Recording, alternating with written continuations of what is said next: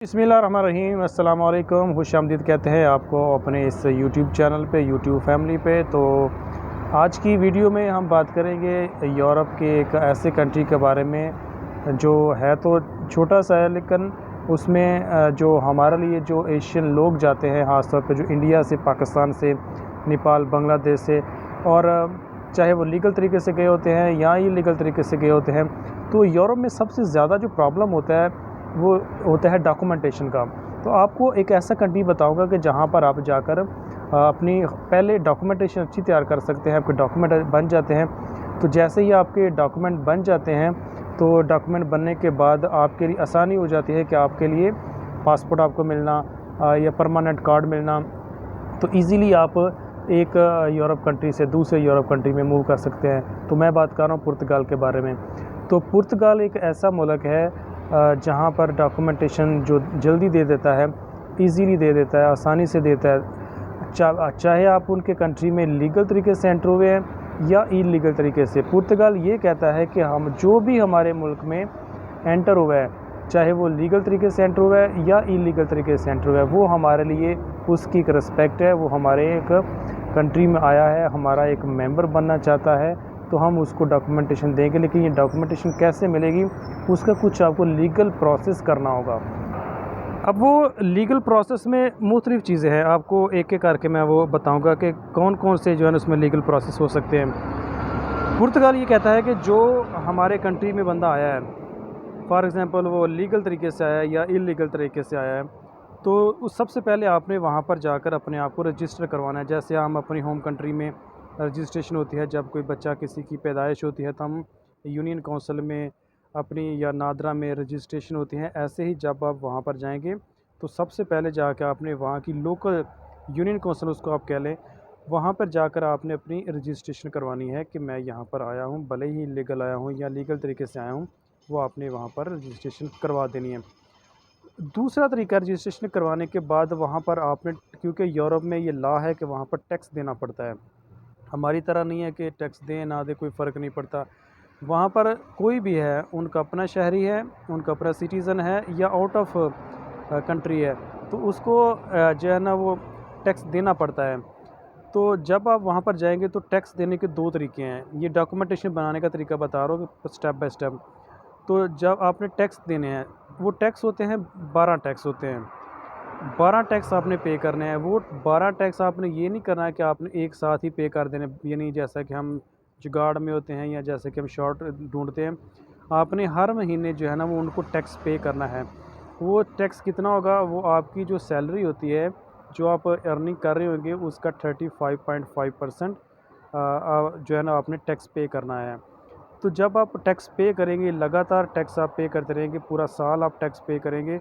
आप 6 महीने का भी कर सकते हैं और 12 महीने का भी कर सकते हैं। 6 और 12 में फ़र्क होता है, वो आपको इसमें लास्ट पे बताऊँगा।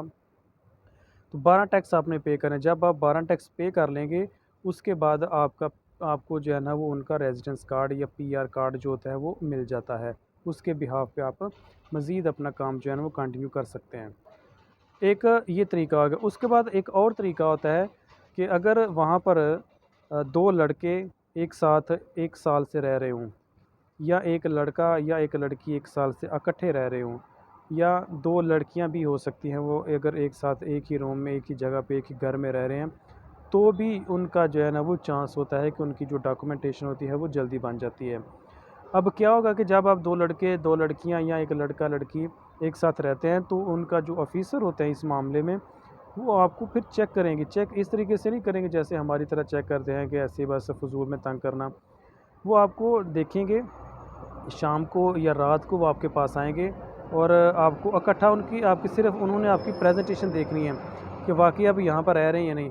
वो प्रेज़ेंटेशन जो होती है वो आपकी चीज़ों से भी चेक कर सकते हैं, आपके आपके जो घर में चीज़ें हैं, जो आपके रूम में चीज़ें हैं, उससे भी चेक हो जाते हैं कि वाक़ई ये दोनों 1 साल से 2 साल से इकट्ठे रह रहे हैं। तो ही आपकी जो है ना फिर उनको रेज़िडेंस कार्ड आपको मिलने के चांस होते हैं। तो एक तरीका ये हो गया, यानी आप टैक्स पे करके भी अपना कार्ड ले सकते हैं। आप अगर 2 लड़के लड़कियाँ, 1 लड़का या लड़की इकट्ठे रह रहे हैं, तो आपकी प्रेज़ेंटेशन से, आपकी प्रेज़ेंस से, आपकी मौजूदगी में, या आप उनको लीगली बताएँगे कि हमारा आपस में रिलेशन है और हम बाद में शादी करना चाहते हैं। तो हमारा इकट्ठा रहना है, हम यहाँ पर रह रहे हैं, तो हमें डॉक्यूमेंटेशन दी जाए, तो भी जो है ना आपके चांस होते हैं कि आप जल्दी उसमें आपके डॉक्यूमेंटेशन बन जाते हैं। तीसरा तरीका ये होता है कि आप वहाँ पर शादी कर सकते हैं। शादी 2 तरह से होती है, एक पेपर मैरिज बोलते हैं, एक जेन्युइन मैरिज होती है। यानी अगर आपको कोई किसी से कोई रिलेशन है किसी लड़की से, या अगर कोई लड़का किसी लड़की से शादी करना चाहता है, भले ही उसकी एज कुछ भी हो सकती है, वो एक पसंद नापसंद पे डिपेंड करता है, तो शादी करके भी आपकी जो फ़ाइल है, जो आपके डॉक्यूमेंटेशन है, वो जल्दी तैयार हो जाते हैं। इसके अलावा शादी के साथ-साथ आप वहाँ की कोर्ट में भी जो है ना वो अपनी एप्लीकेशन लेकर जा सकते हैं कि जी हमारी आपस में शादी है, शादी हुई है या हम करना चाहते हैं। तो कोर्ट जो है ना वो इस बारे में इतराज़ नहीं करते, भले ही आपकी नेशनलिटी कुछ भी हो, तो आपको वो ऑथेंटिकली जो है ना वो डॉक्यूमेंटेशन दे देते हैं। ये जेन्युइन शादी की बात की है। उसके बाद होता है पेपर मैरिज। पेपर मैरिज का मतलब होता है कि वहाँ पर कुछ ऐसे लोग होते हैं जो ओल्ड एज होते हैं या काफ़ी उम्र हो चुकी होती है, उनको कुछ पैसों की ज़रूरत होती है। वो ये आपस में मामला तय कर लेते हैं कि जी मैं आपको इतने पैसे, आप किसी लड़की को पैसे दे के आप शादी कर सकते हैं, तो उसको बोलते हैं पेपर मैरिज। वो शॉर्ट टर्म के लिए होती है। वो हो सकता है कि आपका उसके साथ 6 महीने का कॉन्ट्रैक्ट हुआ हो या 1 साल का कॉन्ट्रैक्ट हुआ कि जी मैं 1 साल आपको इतने पैसे दूँगा, और वो पैसे आपको लीगली पर मंथ देने पड़ेंगे। वो जितने भी आप उनके साथ तय कर लें कि जी मैं आपको हर महीने 1000 यूरो दूँगा या 2000 यूरो दूँगा। डिपेंड करता है आप उनके साथ डील क्या हुई है।